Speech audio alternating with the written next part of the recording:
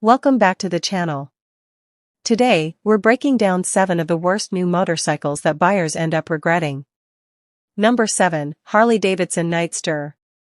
The Nightster by Harley-Davidson claims to inject classic Harley spirit into a fresh, streamlined design, but it stumbles at nearly every step. With a starting price a little above $13,000, it might appear like a solid choice, until you take a closer look at what's missing. That 975 cubic centimeters Revolution Max engine looks good in the specs, but on the road, the ride is duller than a soggy sandwich. It misses the mark on the signature growl, the grunt, and the raw soul Harley fans expect. Rather than delivering an authentic cruiser vibe, it feels more like a two-wheeled identity crisis. The build feels more plastic than metal, shocking for a brand that built its legacy on heavy steel construction. Suspension? So stiff it'll make your teeth knot. Ergonomics feel like they couldn't decide between cruiser ease and cafe racer edge, ending up somewhere awkwardly in the middle. Add in dealer fees, taxes, and a few basic upgrades to make it halfway livable, and you're suddenly looking at a $16,000 price tag. At that point, you'll probably wish you'd picked up a used Fat Bob with real attitude. The Nightster proves you can spend a small fortune and still be disappointed. It looks the part, but spend some time in the saddle and you'll be counting the days until you can trade it in. Number 6, Honda Shadow Phantom. Honda's Shadow Phantom might dress like a rebel, but it rides more like it's stuck behind a slow-moving school bus. It sports that dark, stealthy aesthetic, a low seat, and enough edge to make you think you're getting attitude for $8,000. But climb aboard, and reality sets in faster than rush hour gridlock. The 745 cubic centimeters V-twin is as exciting as decaf coffee. It's fine for putting around town, but try merging onto the freeway, and it'll feel like dragging a mattress uphill.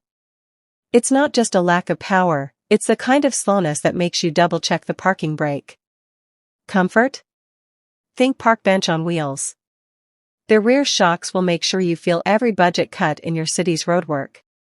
That low seat height may sound good, but it ruins your lean angles, you'll scrape pegs before the fun even starts. And tech? There's barely any. No traction control, no ride modes, and even ABS might be optional. Nearly $9,000 gets you a Speedo and a serving of regret. When it's time to sell, good luck. Resale value falls faster than your enthusiasm after that first ride. In the end, this bike is all style and no substance, great to look at, but underwhelming where it counts. Number 5, Kawasaki Eliminator. The Kawasaki Eliminator might look like a blast on paper, but rides like it belongs in a used listing no one clicked. At just under $7,000, it claims to offer modern cruiser vibe. What it really delivers feels like a halfway point between a beginner's machine and a midlife crisis mistake. Sure, it's light and low slung, but hit 55 miles per hour and that 451 cubic centimeters twin sounds like it's filing HR complaint. Twist the throttle and it becomes obvious, this isn't a performance cruiser, it's a gym membership you never use. Comfort? The seat feels like it was inspired by cafeteria furniture. After an hour, your spine will file for mediation. If you weigh over 160 pounds or live somewhere with rough roads, prepare for the shocks to betray you.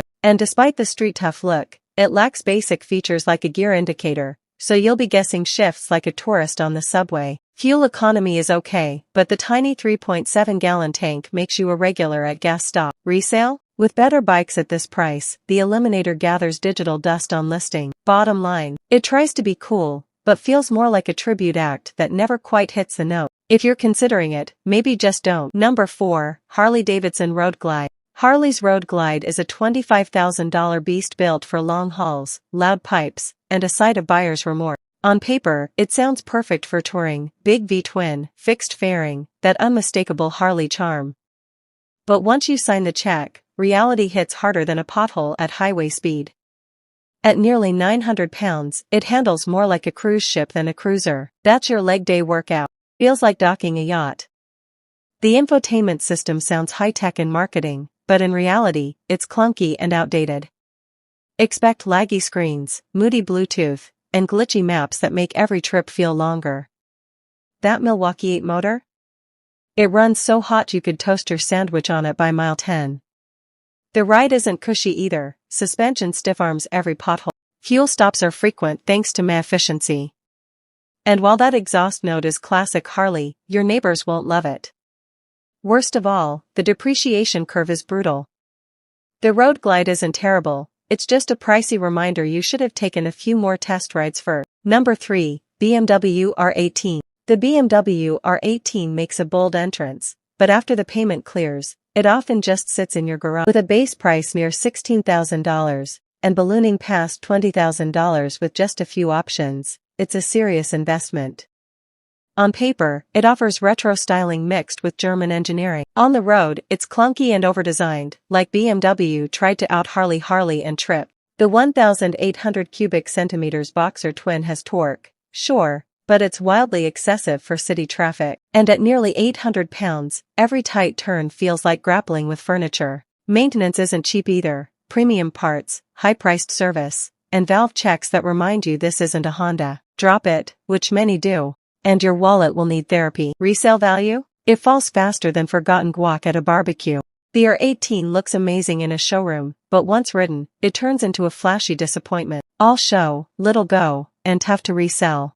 Number 2, Triumph Rocket 3. The Triumph Rocket 3 doesn't just turn heads, it turns wallets inside out. Starting around $24,000, it's one of the most expensive ways to say I bought too much motorcycle. The 2,500 cubic centimeters engine, the biggest on any production bike, is impressive on paper but feels like using a cannon to open a soda can. It's pure overkill, and not in a fun way. At nearly 700 pounds, leaning it into a corner feels like a gym session. Try navigating traffic or backing it into a spot. You'll sweat through your jacket before you're parked. Sure, it looks menacing, but comfort is a low priority. The flashy suspension doesn't save your back from cratered highways. Fuel economy?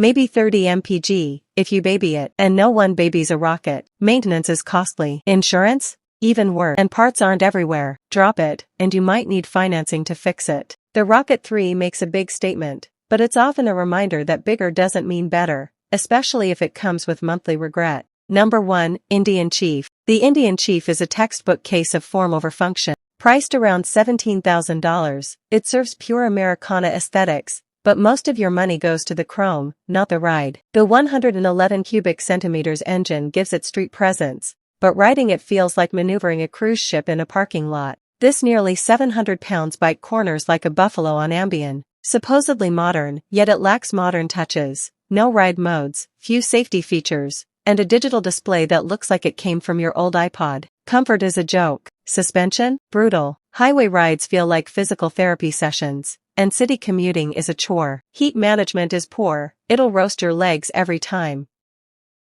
Indian's dealer network is thin, so unless you're in a major city, good luck with service.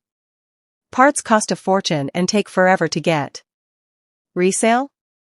It drops fast, about as fast as your enthusiasm after